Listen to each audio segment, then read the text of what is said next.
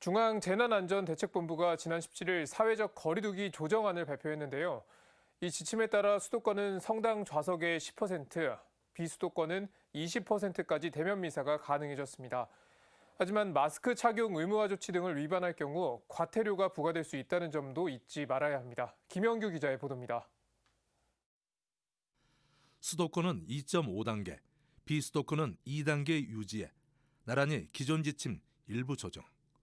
정부의 사회적 거리두기 조정안 핵심 내용입니다.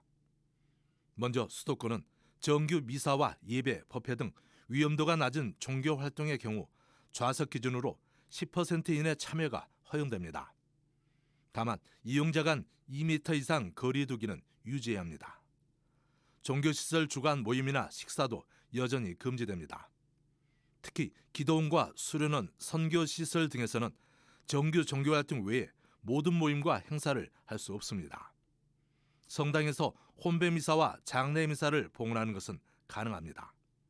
다만 혼배미사와 장례미사 모두 50명 미만으로 인원이 제한됩니다. 2단계가 적용된 비수도권은 종교활동의 경우 좌석 기준으로 20% 이내만 참여 가능합니다. 역시 이용자 간 2m 이상 거리 두기는 유지해야 합니다. 2단계에서도 종교시설 주간 모임과 식사는 할 수 없습니다. 2단계와 2.5단계에서는 모두 성가대 운영이 금지됩니다. 다만 성가대 운영은 하지 않고 특송만 할 경우 마스크를 착용하고 독창은 가능합니다.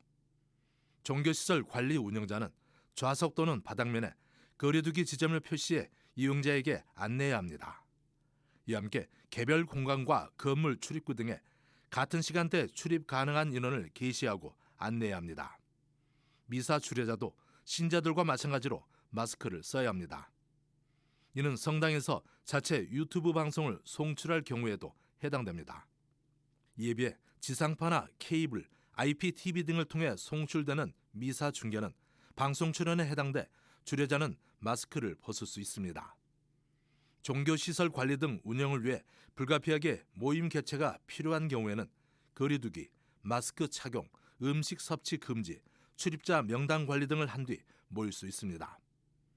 이 밖에 종교시설의 책임자와 종사자들이 거리두기 등 방역 수칙을 준수하면서 식사를 하는 것은 가능합니다.